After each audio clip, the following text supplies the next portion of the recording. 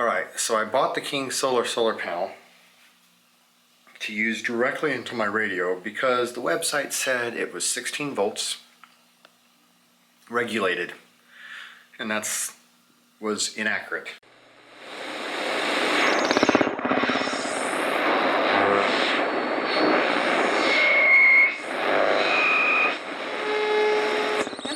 So I bought off Amazon, this little guy here, for 13 bucks. This is a DROK voltage regulator. It allows for an input between 5 volts and 32 volts, and then you can adjust the output for anything between 7 and 27 volts. And so you have your lines in, which is the red and black on this side, and then you have your lines out to what you want to plug in to get the power, like to the radio, on this side. And then on the bottom you have a little knob that you can turn to adjust the voltage. So when you get this all ready to use a voltmeter and you'll get it calibrated for the voltage that you want. In my case, I want it to be no more than 16 volts, so I'll probably do like 15 and a half. So what I did is here's what comes with the solar panel. It has this nice little thing with all kinds of little ends, and there's one end I already took off that I use for the radio. They give you this cable with it, and it has this on both ends. So you can plug this right into the solar panel, and in the other end you plug the adapter on that you can then use for your radio. So you got that. So what I did though is I found an old Netgear power adapter that I don't need, a wall wart, and I cut the end off. I like this one that's got the 90 degree because by the time you put the adapter on it, it's sticking out quite a ways. So this will not make it stick out as far on the back of my radio. So you put the adapter on it, and it brings it out that far. So this would go into the back of the radio. Now the other end, I cut off the power adapter, the wall wart part, from the other end, and I split back the two wires like this. And so these two wires I'm going to use for the output from the voltage regulator. So the voltage regulator will go right to this. For the solar panel side of the connector, it also came with a connector that has this on one end, but then it has this kind on the other. If you can see what that looks like, it's just the two prong.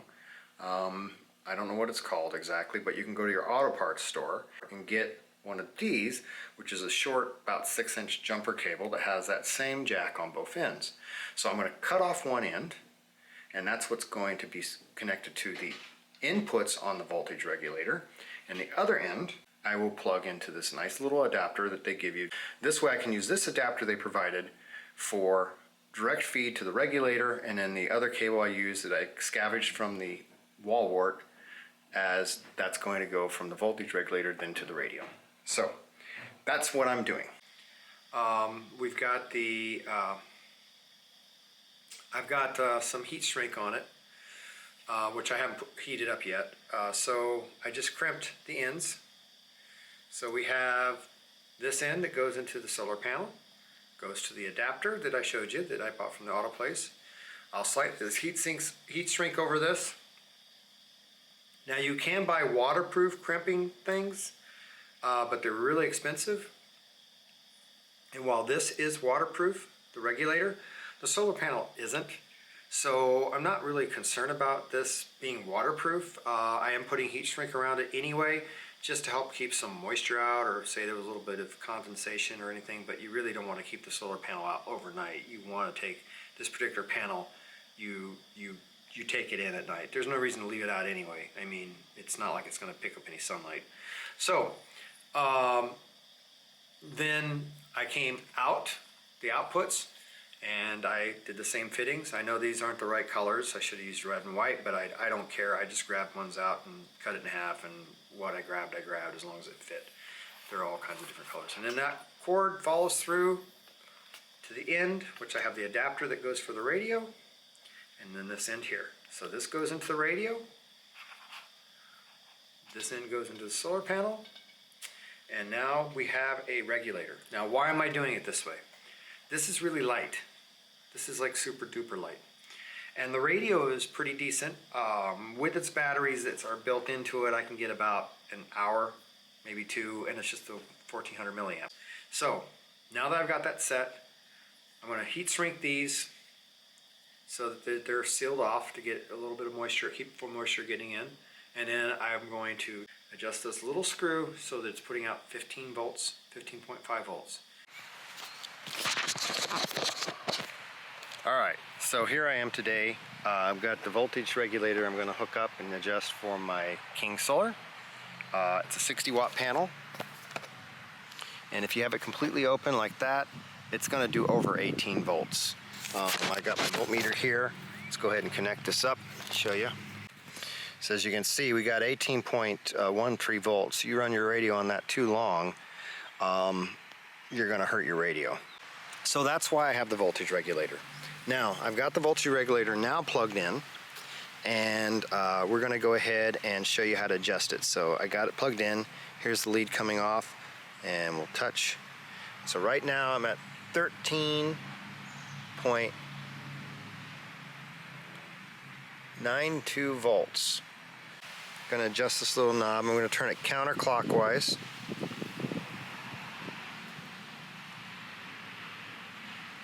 Alright, so I've got it adjusted down, and I went ahead and configured it for 15 volts, and I'll explain to you why I picked 15 volts here in a second. When you know the radio only needs like 13, so why would I pick 15? So let me show you that it's 15 volts. And also, when you do this, you want to make sure that it's a bright sunny day. And you're getting your full voltage out of your panel, or the adjustment could potentially be wrong. So I've seen this panel go up to like 18.5. So anyway, I've adjusted to 15 volts, and here's why. Because it has a 2 volt window of operation with this particular voltage regulator. So if I set it for 15 volts, it is going to take every voltage above that and drop it down to 15 volts. So if it's 18 volts, it's going to drop it down to 15 volts, because that's what I configured. Okay, when this panel is fully bright and it has 18 volts on it, which I checked it right then when I was adjusting, it had 18 volts, so I adjusted it to 15. I've got a little bit of leeway there, because actually when you start pumping more voltage in, it could go a little above that 15 volts. So, because it did have 18.5 earlier. But here's what happens. So you adjust it to say 15 volts. Now the problem is, it drops it to 15 volts from 18 volts. When it gets down to, the voltage level gets down to 17 volts, it potentially won't give you 15 volts. It'll give you like 14.5. And when the voltage gets down to 16 volts, it's giving you 14. And when the voltage gets down to 15, like 15 and a half, or 15 and a half, it's down to about 14. You see where I'm going here. So you're losing. It doesn't say, okay, it's not that accurate. Okay, so by setting it at 15 volts, even though your radio doesn't need 15 volts, but it won't hurt it. It's engineered for 16. You've got enough headroom there in case it does go a little over. You have the ability that when, say, it gets down because of that 2 volt window, if it goes down to basically 13 volts, all right, you're only going to be pumping, potentially you could be pumping maybe like 12 volts. The regulator may only regulate at 12 volts. However, as soon as you hit 12.9 volts, it stops regulating. So you're back up to 12.9. So if I set the regulator at 14 volts, what would happen is, say the voltage dropped down to, it would have to get below 12 volts.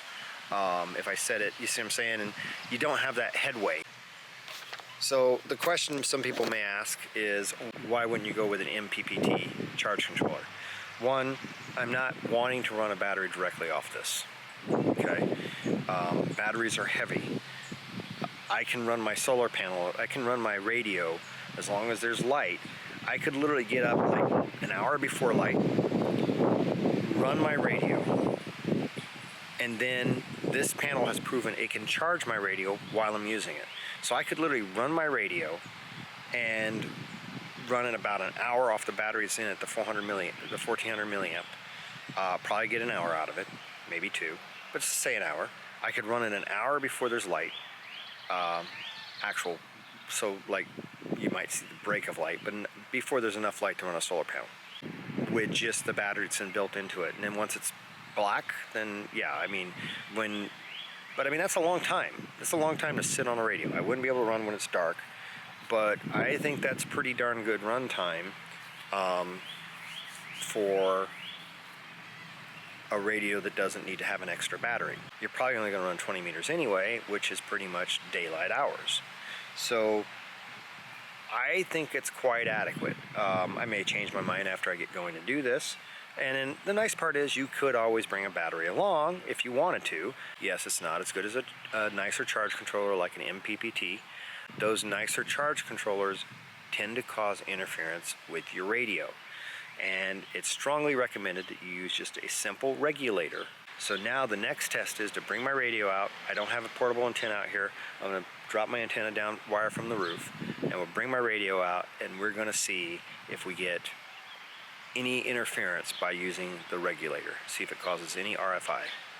And that's the last test, and then we are good to go. So one last check. It's a little more cloudy right now. 14.99. So there we go. 15 volts. It's a good solid 15 volts, safe for the radio. This cost me, with the ends and everything, I spent about 20 bucks. And it's very, very light. Feels like half the weight of my multimeter. So yeah, it's much lighter than carrying around a battery. And that's what I'm going for. So solar panel, voltage regulator, radio, portable antenna, and that's all you need. As minimal as possible. I'm not really trying to do this for survival stuff, but just for convenience. Here's my theory on it. You can buy, why did I buy the Yaesu? I'm getting a little tangent, but I think this is a good note to consider when you're buying anything. When I started first looking at telescopes, for example, which I haven't bought one yet, started looking really big because, I don't buy junk. I buy nice things. I don't waste my money. I do a lot of shopping, and I make sure I'm going to be satisfied with my purchase so that I don't have to do it again and throw all that money in the trash. So, for example, with telescopes, I started looking at, obsession scopes, really beautiful scopes. And then I started looking at some of the smaller scopes, like 6-inch and 8-inch, too small. And I was dead set on getting a 20-inch obsession. I was going to do it. And I started really thinking about it and doing more research. And while that would be awesome, how often would I use it? I've ran food stands and stuff like that, and as fun as they are, it gets really tiresome after a while of doing setup. Setup is a pain in the butt, and it takes the fun out of things. If you can't just put it up and use it and get going, you're going to find that you're going to use it less and less and less. So, I haven't bought a telescope yet just because I got interested in other things, and I probably will eventually get a telescope, but I'm thinking honestly probably around a 10-inch. It's more reasonable, more compact, easy to transport, doesn't weigh like 150, 200 pounds, that kind of thing. You can set up and go. Big enough that you can actually do something with it, especially if you do astrophotography. So that's the example. Bigger is not always better. If you want to spend your money on something you're going to use that's convenient and enjoyable, bigger is definitely not always better. That is why I went with the 817ND. That doesn't mean I won't eventually get a bigger radio for my house, but I'm the kind of guy that I use a laptop. I use a laptop because I like to take it with me on trips. I like to travel. Get your work done sitting on the beach. You have fun with it. You're not chained to the same place all the time. So that's why I use laptops. Very expensive laptops, but that's why I use laptops as opposed to a desktop. Same with the 817ND. I started thinking about it, and I was looking at the 7300 Icom. beautiful, beautiful radio. Probably will get one someday. But the 817ND will probably be the radio I still would use the most. Here's why. I have a nice antenna on my roof that I can actually hit. I've done digital RTTY to Greece, 5,500 miles away with a 5-watt radio, because I'm not using a tuner, I'm not using any of that. It's an inverted V, 40 meter, 20 meter. It's also 15 meter, but that's another story. It doesn't really work. Anyway, the point is, the radio does quite a bit when you have a decent antenna here at my house. Now, it's small enough, and with this little thing that I'm doing here, I can literally take it without having to haul a battery. If you look at some of my other videos, I had to haul a battery to go use it out by the lake one time, and that was a lot of work to lug that battery. It was pretty heavy after a while. So, you know, I got to thinking, I want smaller, I want it easier. I enjoy taking my radio with me, but if it's unpleasant getting there, I'm not going to use it. So this is not about survival for me or anything like that. This is about getting the most enjoyment out of my radio. I can take my solar panel, roll it out, bare minimums that I have to carry. I have everything now in a nice little pack, the whole thing, even with my Arrow antenna, weighs about maybe 8 pounds for everything. You know, all of it. So the only thing I got to work on today is coming up with a mask for field day tomorrow. But I think I've got an idea for that. In any case, that is why I went with the 817ND from Yaesu. That's why I choose to use just a voltage regulator going right into the radio as opposed to carrying around a battery. It's to keep it as simple and easy as possible, not for survival reasons, but for enjoyability reasons. I got a radio now that fits in a little tiny bag, throw it over my shoulder, I can take it with me on trips, I can, you know, take it with me anywhere, and it's not going to be inconvenient, and I can use it and I can have fun with it. So that's my motivation for going ultra light with this, to make it more enjoyable, less awkward, that kind of thing. But again, these are definitely things that you could apply in a survival situation, when you have a complete radio station that weighs 8 pounds that will run from dawn to dusk with no battery, as long as there's light. All right, so let's see what we got. So here we hear it. We're in a more shaded area at the moment. We're getting 14.6 volts, which is plenty. But again, that's why I say you set the regulator a little high, so that it's always going to make sure it's. That's why I started at 15 volts. Now, another thing I want to mention is get an elbow.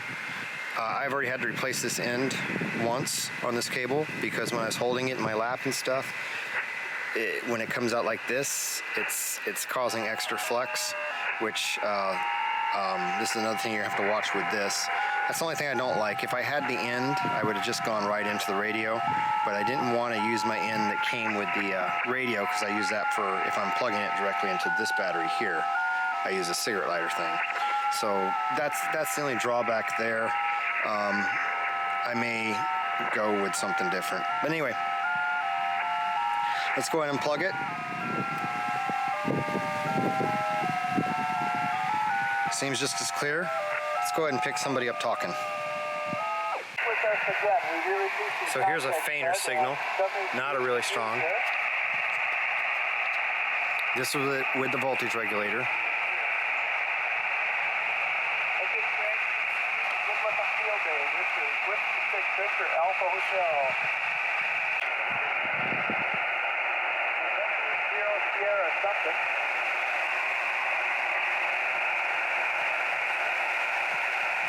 Now it's unplugged. November, Sierra. Now it's plugged in.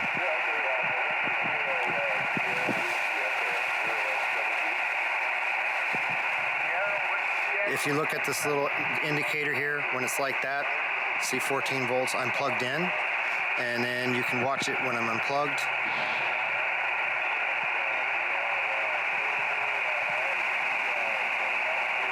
I can hear slight noise. Well, Andre,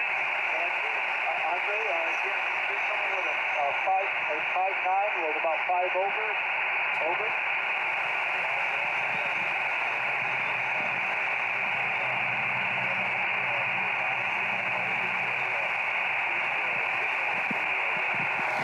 It's definitely adding noise. Now let me find, but it's only slight, and I can barely hear them even without using the regulator. So it's not like it's a huge impact, at least not in this environment. So I just wanted to add one last note. It may not actually be getting noise. It could be an issue with my antenna cable. That's the end I had to repair. I think it's got receiving RFI easily because of the issue with that antenna end, because I went to transmit, it said high SWR, I jiggled the cable, and then the SWR was fine. So but there's something wrong with my end still, and maybe that was causing the noise to be picked up from that. Because instantly when I unplug the antenna, it doesn't create any noise by just plugging it into the radio. So that means it's picking up the noise externally and coming through the antenna feed. So not sure what that means, but it could be that my antenna, because my antenna end is messed up. The other thing is, now that this is in the right spot for voltage, I went ahead and dabbed that with a little liquid nail so that the knob can't turn on me. So that'll keep that knob from ever moving, and it'll be at the 15 volts that I want. So look for a follow-up in July when we go camping of actually if there's noise or not. I may report tomorrow on field day about it, but like I say, it may be because I'll have a different cable there. So, I mean, maybe it'll show up right away that it was the cable issue. We'll see.